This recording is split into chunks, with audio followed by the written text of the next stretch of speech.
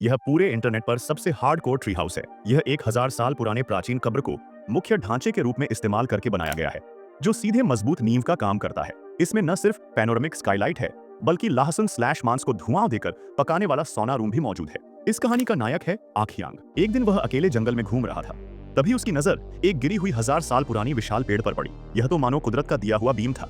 आखियांग ने तुरंत तय कर लिया, यही उसका भविष्य का घर होगा। जगह तय होते ही सफाई का काम शुरू हुआ। आखियांग ने हाथ पैर दोनों का इस्तेमाल किया। पहले लकड़ी की छड़ी से बड़े बड़े सड़े हुए टुकड़े हटाए, फिर हाथों से छोटे छोटे कण निकालता गया। यह पूरी तरह शारीरिक मेहनत वाला काम था। अंदर की सफाई के बाद उसने आसपास का इलाका तैयार करना शुरू किया। जगह बढ़ाने के लिए उसने एक धंसा हुआ आंगन खोदने का फैसला किया। कुदाल उठाई और जोर जोर से खुदाई शुरू कर दी। खोदते समय उसे अचानक दो इनाम मिले, एक मौत का नाटक करता हुआ 1000 पैर मिलीपीड और एक बेहद खतरनाक कनखजूरा। लगता है आज की प्रोटीन डाइट मिल गई। खुदाई के दौरान एक विशाल पत्थर रास्ते में आ गया। आखियांग एक मजबूत लंबा लकड़ी का डंडा लाया और लीवर सिद्धांत का इस्तेमाल किया। पूरी ताकत लगाकर पत्थर को हिलाया। जोर लगाओ, चमत्कार अपने आप होता है। आखिरकार पत्थर हट गया। मिट्टी और पत्थर साफ करने के बाद एक समतल गड्ढा तैयार हो गया। नींव बन चुकी थी। अब बारी थी मल्टी फंक्शन फायरप्लेस बनाने की। उसने पहले जमीन को पत्थरों से मजबूत किया, फिर मिट्टी गूंथी। मिट्टी और पत्थरों से चूल्हे की दीवारें खड़ी की। हुनर देखकर लगता था ये आदमी पहले से माहिर है। दीवारें ऊंची और सीधी बनी, फिर ऊपर लकड़ी के डंडे रखे और दरारों में मिट्टी भर दी। इस तरह एक मजबूत फायरप्लेस का ढांचा तैयार हो गया।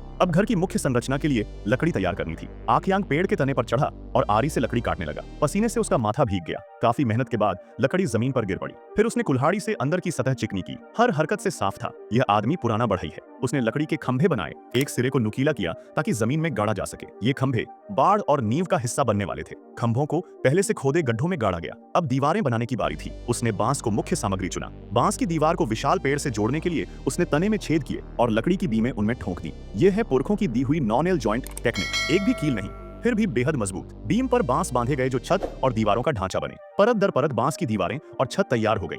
इसके बाद आखियांग ने दीवारों पर मिट्टी पोतनी शुरू की। अंदर से बाहर तक हर दरार को ध्यान से भरा। यह मोटी मिट्टी ठंड, गर्मी, हवा और बारिश से बचाव करती है। छत को वाटरप्रूफ करने के लिए उसने पास के पेड़ों से मोटी छाल उतारी। ये थी प्राकृतिक वाटरप्रूफ शीट। छाल को छत और दीवारों पर बिछाया, यहाँ तक कि खिड़कियों के किनारे भी बारीकी से कवर किए। कुछ ही देर में एक मजबूत और देसी आश्रय तैयार हो गया। अब अंदर की फिनिशिंग शुरू हुई। वह नाले के पास गया और जमीन बिछाने के लिए समतल पत्थर चुन लाया। पूरा काम लोकल और इको फ्रेंडली था। मिट्टी को गोंद की तरह इस्तेमाल कर पत्थरों को जमीन पर जमाया। लकड़ी के हथौड़े से ठोक ठोक कर सेट किया। काफी मेहनत के बाद पत्थर की फर्श पूरी हो गई। आखियांग ने पानी उबाला, खिड़की के पास बैठा और कुछ पल सुकून के बिताए। अब फर्नीचर बनाने की बारी थी। लकड़ी और कीलों से उसने एक पलंग का ढांचा बनाया। ऊपर बांस की पतली पट्टियां बिछाई। एक मजबूत और हवादार बांस का बिस्तर तैयार हो गया। फिर उसी तरीके से एक छोटी मेज भी बना ली। अब दरवाजा और खिड़कियां, फ्रेम बनाए, लकड़ी की पट्टियां जोड़कर दरवाजा तैयार किया। पूरे काम में एक भी कील नहीं लगी, सिर्फ बढ़ईगिरी का कमाल। अब घर पूरी तरह रहने लायक हो चुका था। खाने के लिए आखियांग ने मछली पकड़ने का जाल बनाया। बांस काटकर पतली पट्टियां बनाई,